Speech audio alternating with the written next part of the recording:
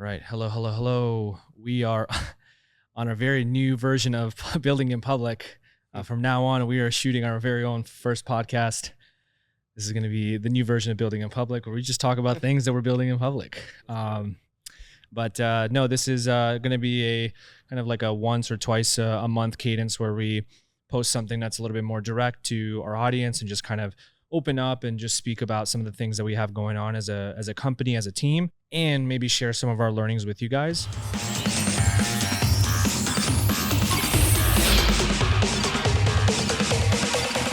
Luca, how you doing? I'm doing good. How you doing? I think you want to scoot up maybe. Like this? Yeah, like really, you can move it around so it's like this. Oh, this is perfect. This is better? Yeah. We're sitting behind our nice little ping pong table. Worth you on? You actually always beat me by like 3 points. Worth every penny. It's a podcast table, ping pong table. Put your stuff on ping pong table. Cool. So for context, for those of you who haven't been on this channel before, welcome to Building in Public, where we talk about some of our ups and downs in our journey about building a company called Pudgy Penguins. Pudgy Penguins is a brand that, well, actually, it makes sense to come from you. So let's go ahead, give them the elevator pitch. I'm walking to elevator. You're telling me what Pudgy Penguins is. Go. Yeah, Pudgy Penguins is the next generation of IP. And we're building a brand that is originated and has come from, the Web3 space, but it is really here to kind of bridge the two worlds together. And so I think a lot of that has come from our content initiatives, our product initiatives, how we kind of merge the two in our ethos of, how do you take brand and consumer and transition that to brand and participant. It's an interesting experiment, one that has never been done before, but we're pretty excited to give it a crack. I think for us, our motive was, how do you innovate in a business that hasn't innovated for hundreds of years? I think the IP business has seen no innovation. The product business, the toy business has seen no innovation. And then now you have this new technology that kind of fulfills all of the different facets that a lot of collectors and brand lovers and IP lovers enjoy, and kind of removes a lot of the bad parts of that experience. And so it's not really my patented elevator pitch, but you kind of threw me off guard there. That was the longest elevator pitch. That's my long elevator pitch. I had got off the elevator a long time ago. This guy's just been talking to the elevator by himself. I've been talking by myself. But I think your agenda for today was kind of just talking about things that we learned, or what was the bullet points? It was biggest mistakes that we made as entrepreneurs, learn from the pros. Yeah, especially because this business specifically, you correct me if I'm wrong, but I think this business is, for me specifically, has completely reimagined what I thought being an entrepreneur was. I was talking to you about this earlier, but I felt like the businesses I was a part of and that I was building before, like I was very much like, it felt like I was just internet hustling. It didn't feel like I was actually a true and tried entrepreneur.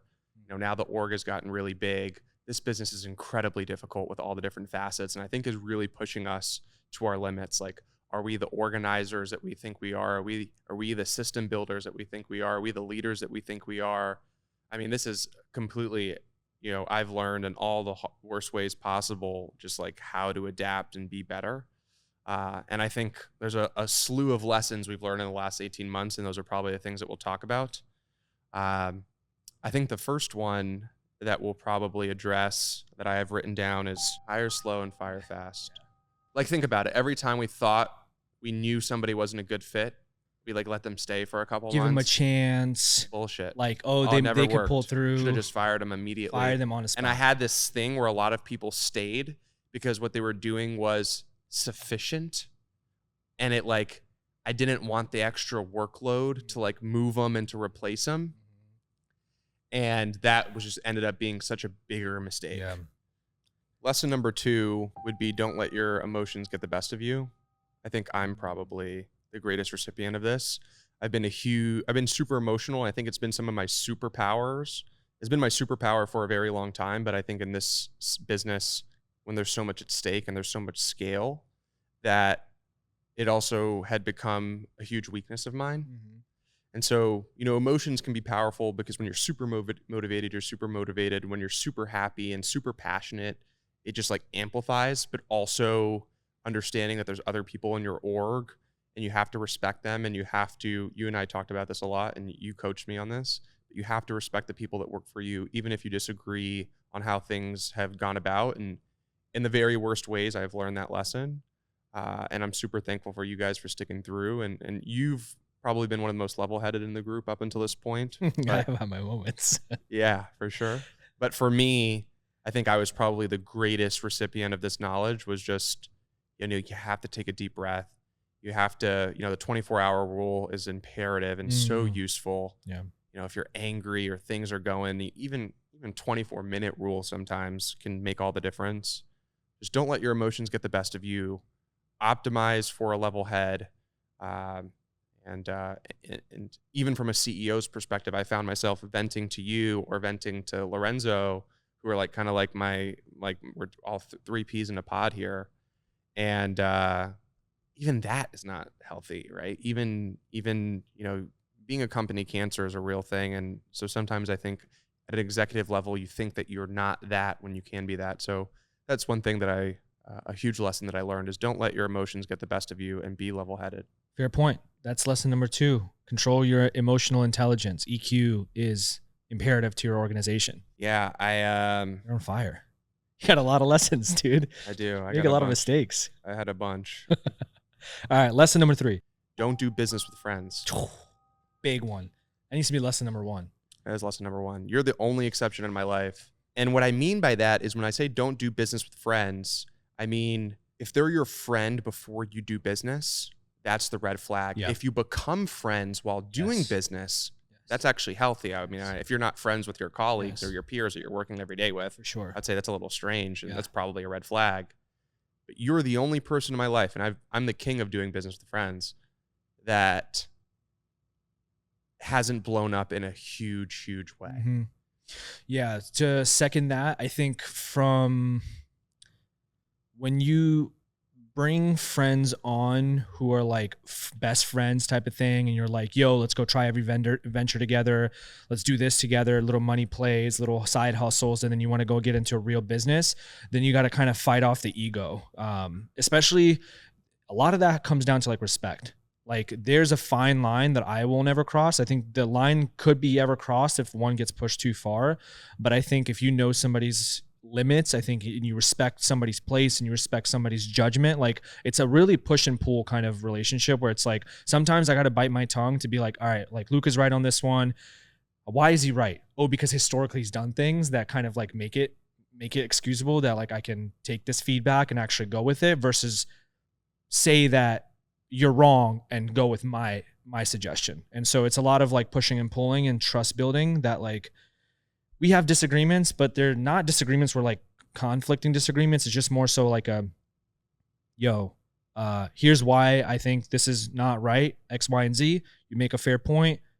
You put ego aside. You're like, yeah, this does make sense. And at the end of the day, it's the best for the business. And I think there's been a couple rare occasions, just speaking transparently, where I've overstepped my boundaries and he put me in my place, and being able to be like, oh shit, I was wrong. He just put me in my place, and accepting that rather than just trying to fight for what, like, just for the sake of being right, has been like you being able to put me in my place. I remember like we can be in an argument or a disagreement on a business decision, but then we can still go out and go get a dinner and just, it's like you're the only person that's ever been able to have, I've been able to have that relationship with, from like a deep friendship before we've been working together.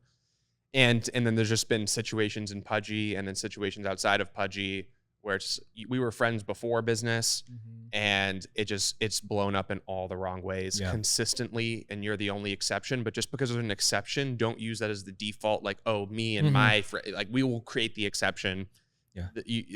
Success in business is a game of odds, and the odds are not in your favor when you're doing business with the friends. Facts. It might be more enjoyable. That's the thing. That's the caveat. I think I've thought to myself, why do I always migrate there? Because it's like kind of more fun to win. It just never works, dude. I know, it never works. But well, you know what does work? If you know somebody for a long time, if you're not best friends, if you know somebody for a long time and you know they're about their shit, they work. In that use case, I see it very common that like the founders know each other a long time before they jump into the business, but they're not like best friends. You know what I mean? It's like, oh, I know you do marketing, I do graphic design. We should come together and work. It's like, that's like, acquaintances, you know what I mean? Or like peers, yeah, you know? yeah, peers, yeah. But you're Colleagues, not like, maybe. really tight friends. Yeah. You know, me and you were tight friends. This is one's an interesting one, and it's kind of vague. So what was that? Lesson number 3? Don't do business with friends. Don't do business with friends unless you're prepared to lose your friends. 4th lesson is pay attention to the red flags because they always show themselves. If you catch somebody doing something that you're like, that's really sus or really weird. Yeah. Don't brush it under the rug, right? Because that will cascade into something bigger. Yeah. I won't bring it up. There was a person in the org I won't bring up the specifics, but there was a person in the org that was doing really sus things. Mm-hmm. And I thought to myself, well, this person's a friend. Yeah. You know, we're associated. But if you really looked at it, I should have nuked that so quickly. Well, it also depends on like what a red flag is. Because if there are things that you just don't like because you're biased to things, or things are detrimental to the organization, red flag, that's something you have to look out for. Is it a red flag in the best interest of the business? Or is it a red flag because you just don't like those quirks and features about somebody else? That's also something you got to kind of identify on your own. Is like, is it a red flag to the business? Like, do I know that this person's going to run off with my money? Do I know if this person's going to go and make me look bad to my business partners? Like a red flag to me, for example, and this is like kind of specific, but like somebody's just so money hungry. Okay. You know, like there was, again, just speaking objectively, like don't want to provide any clarity here, but there was somebody in our org that just was all about money. Right. All the time. Okay. I want to make money. How much are you going to pay me? I want salary raise, money. It's like, bro, hey, you know. Are you talking about me? No. Because I swear to God, we had this conversation last week. No. I'm just, you know what I'm talking about. Yeah. Just so money hungry. Yeah. Just how, you know. It's like, are you oblivious to our financial situation? Right, like, do you want me to go and like pull out a loan to foot your entire lifestyle bill? What you committed to? Yeah. You know? Yeah. Second, they start showing red flags on their word. You know, sometimes you can justify it in your head, but don't let those red flags go over your head. You know what I saw today? I saw the founder of Quest. He had this awesome rule in a startup, which he sold a company for $2 billion at like 24 or something. Now he's working on a Department of Homeland Security, like arms defense, whatever. What a crazy jump! Like that's how you know where the money's at. Government. But anyways, he said that like in his startup, he had this rule where it was like the 100K club. All the C-level executives, it was a 100K club. You would never hire anybody that wanted more than 100K. Everybody in your organization that was like a very detrimental key to your position, to your team, you had to set the expectation that this is the 100K club and like nobody's getting paid more. We got to grind out on this together, because the reward and the payout is going to be evenly kind of distributed at the end of the day. You know what I mean? It's like, if we're all coming in this together, nobody's making more than the next person. The reward at the end of the day, and any bonuses, if you exceed like revenue expectations, rewards are like evenly distributed, I think, in your favor, and those multiples are like retarded. Yeah, that's a good little ethos. Yeah. Kind of take. 4th lesson is pay attention to the red flags. The 5th lesson would be provide context, because it will save you time. Now, this is an interesting one. Going above and beyond on the initial engagement or on the initial brief or on the initial task will save everybody in the org so much time and energy if you really make that effort from the beginning. So one thing that I learned, and I think it was a really powerful lesson, was really take the time and energy with your memo, with your scope, with your brief, whatever that may be in the beginning, so that the people down the process have ultimate clarity as to what you want and what you need, so that when that thing comes out on the other side of it, you're not going back and saying, we have to redo the whole thing and double spending and taking double the time and double the energy.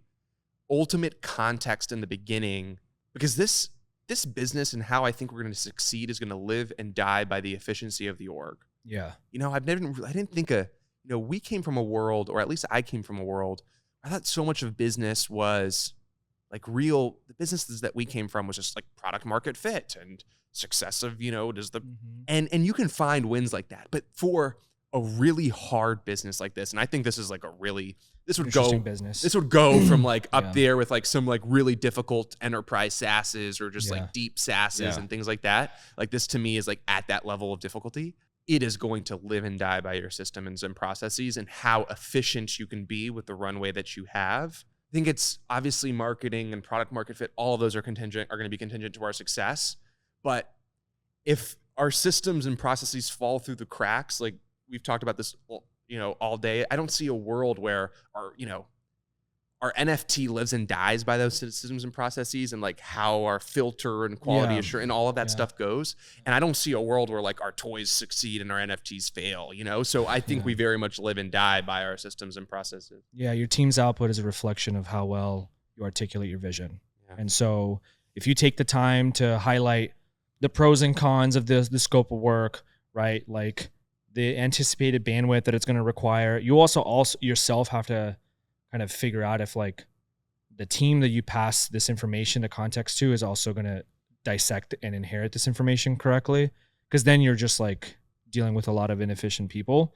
I think like Looms and stuff saved a lot of time. Finally getting you on Notion from Google Sheets has been a disaster. But yeah, if you're sitting at the very top of your organization chart, like you have to be a great storyteller. Whether it's from a scope of work or from championing the entire team. As of recently, like literally the last few months, the people who have really like made it in life, I saw that they have one common goal. And also the people who have been successful before but started their new venture, the one thing I started noticing in them is their ability to speak and articulate their vision has drastically improved. And it's something that I feel like, it's literally the art of speaking. And if you can master that, I think your visions can get across, your team can understand where you're going and make the valuable contributions that you're looking for. So become a great storyteller, and most importantly, optimize your process and frameworks and scope of work and briefs. So, it's easily dissectable and shareable. It's a good fifth one. I think the sixth one to me would be, this is random just based off what you said, but use the tools at your disposal. And so what I mean by that, this is an interesting one because it might go I feel like a lot of people have this common problem. Notion exists for a reason. Slack exists for a reason. They are better. Yeah. And me specifically, I was so accustomed to my way of doing things that Which was lay out your way. What was your way of doing things? I'm a Google Sheets bandit. And also iMessage. Yeah, iMessage and Google Sheets bandit. Horrible. Horrible. iMessage 6 months. I agree with. Google Sheets I can still defend a little bit. Discord, if you run your organization on Discord, you're a disaster. Yeah, I can't stand Discord. But it's one of those things where spending the time to learn the tool, whether it's like Asana or Slack, whatever it may be, adjust and fold to using those, because you'll actually realize like these companies are really successful for a reason. And I'm not saying, we've tried Monday and it didn't work and then it didn't flow. Like not every single tool will flow, but I can't imagine our org without Slack. Yeah, for sure. I can't imagine our org now without Notion now that I'm using it. Yeah. Lesson number 7 is learn how to say no. I can't tell you how many Web3 companies, how many Instagram companies, how many brands have reached out to us. And in the beginning, we would always say yes. And then we realized it was such a waste of time getting on these meetings with these people.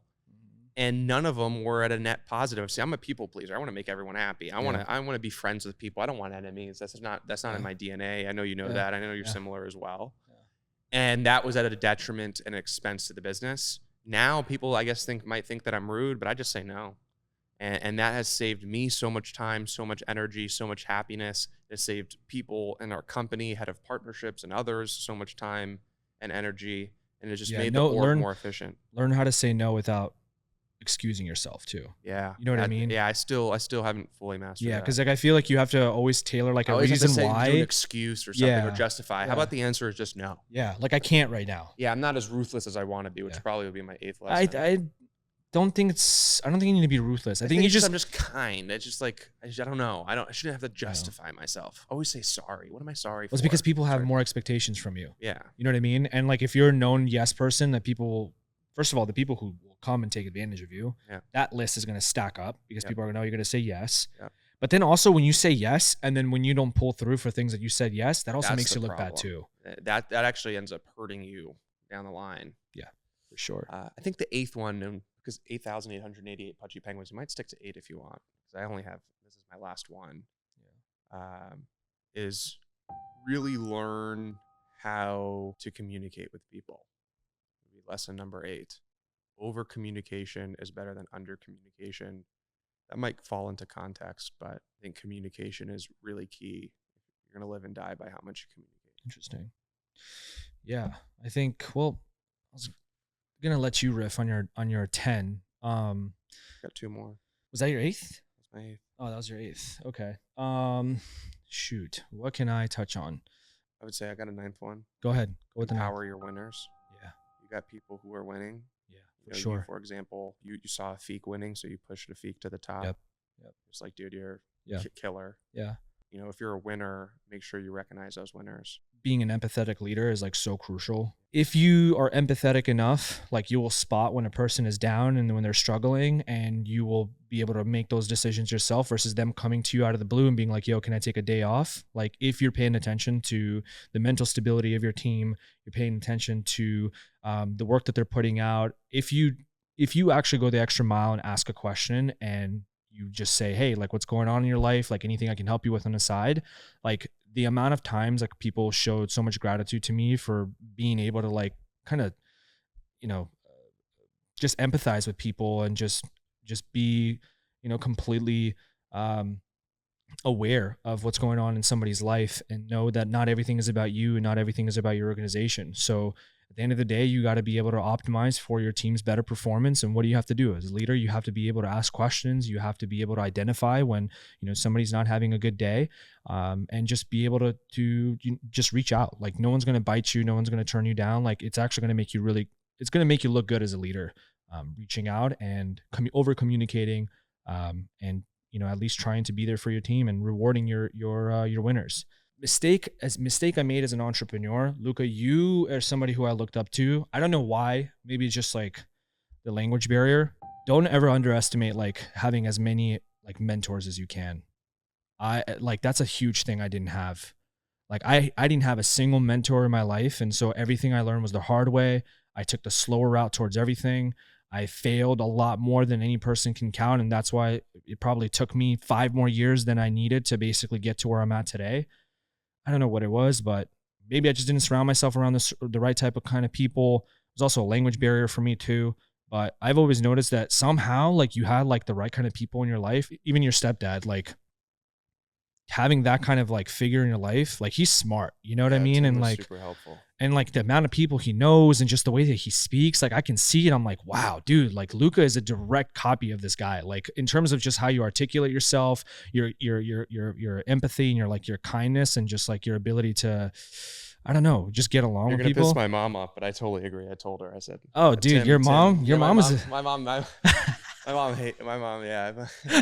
But I tell her all the time, I totally agree with that. Yeah. Tim was probably the best edge case in my life. And you guys are still close, which is awesome too. I've been getting closer. Yeah. With him. Yeah. I feel like you've been getting more patient and stuff. Homage. Yeah, for sure. But that's what not gonna lie, I've been always envious of that. Not envious in a negative way, but maybe jealous or something. Yeah. But in a way I was like, damn, I wish I had that. So if you're in a position where you're an entrepreneur and you're looking to make your way, you don't got to go out there and be in the right rooms to talk to the right people. Your mentor can be the guy that you're listening on the podcast. Your mentor can be the guy that you hire on ClassPass for $500 an hour to at least just talk to you about, you know, whatever problems you're going through and little business obstacles you have. So at the end of the day, like if you want to accelerate as an entrepreneur and make the fewest mistakes as possible, not make as many mistakes as we've made, get yourself a mentor as fast as possible. Not all mentors will be the right kind of mentors too. So that's kind of like a risk that you're taking there. Some people will stray you in the wrong direction, but if you get many enough, you'll kind of see the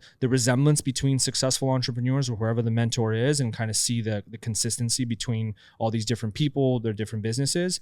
And you'll be able to kind of spot those key points that you can take those lessons from and really apply them to whatever you're doing in your career. So that pretty much wraps it up. We wanted to make it super short and sweet. We'll probably do these maybe once or twice a month. I don't know. It's not the regular style of building in public that we like to do. More reality show content coming up, more drama, more business, more strategy, more rollouts. Luca, any alpha? We got some big things. Hey, we're going to readjust a couple things. The market has been an interesting market these last couple of months. Mm-hmm. So we have to do what's in the best interest of our community. We know how this game works. This game is definitely a deeper game than I think people realize and understand. And I know what the space wants. I know what the space needs. We're going to deliver it. You know, it might require just a little bit of patience, but you know, when the snow starts falling, the pudgy penguins start waddling or flying. Quarter 4, penguins start flying off your shelves, off of OpenSea. They will start flying. We're gonna take over. That's gonna be.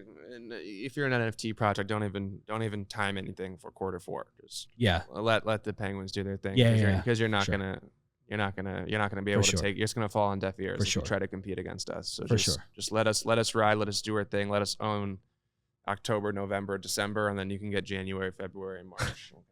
All right, guys.